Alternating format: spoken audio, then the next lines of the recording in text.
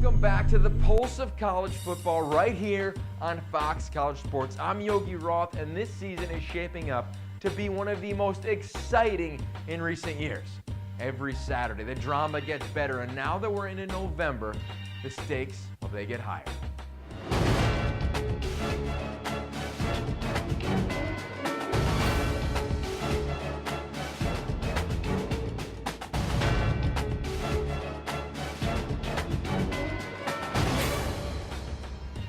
Auburn reminded us that they are one of the top teams in America and have the most dominant player in their quarterback, Cam Newton.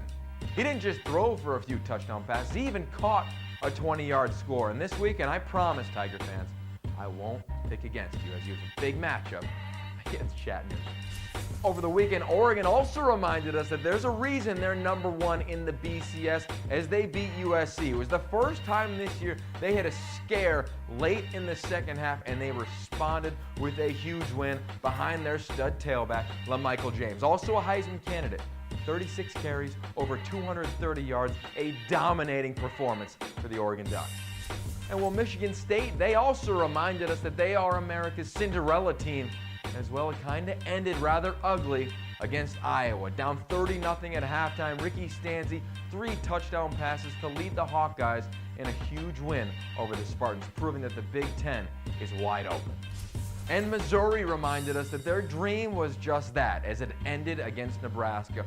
Roy Halou over 300 yards on the ground and huge touchdowns of 73, 66, and 53 yards as Nebraska's positioned themselves to get to that Big 12 title game. And this week, the drama continues with TCU heading to Salt Lake City to play the Utah Utes. And this matchup is one of the top matchups in the country when you look at sheer quarterback play. Andy Dalton, the winningest quarterback in the country right now, a 4-year starter for TCU. And Jordan Wynn, the electrifying sophomore from Southern California, has Utah playing at a ridiculously high level. On how Utah will slow down Andy Dalton and TCU, we bring in our expert, Brian Swinney from InsideTheUtes.com. How are the Utes going to slow down the nation's winningest quarterback in Andy Dalton? Well, Dalton's an above-average runner, averaging over 6 yards a carry on the ground.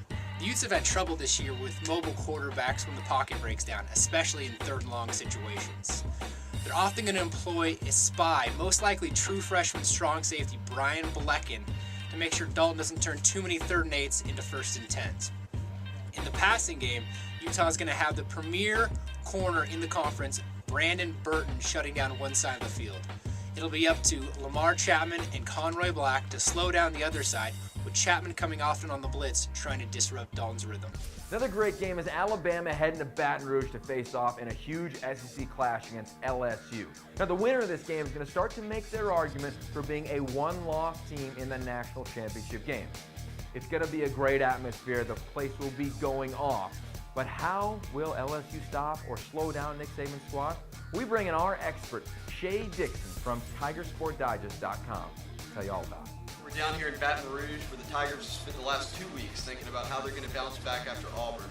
440 yards of rushing against the Tigers. So against Mark Ingram and Trent Richardson, how are things going to change? Look for LSU to stack the box, put as many guys up front as they can, and rely on quarterbacks like Patrick Peterson to shut down McElroy and Julio Jones. This will be the 3rd time Jones and Peterson go together. Jones has gone over 100 yards both the times before. If Peterson can hold it below that, look for the Tigers to have a big night. A game that has everyone in the Big 12 South talking is Oklahoma State and Baylor.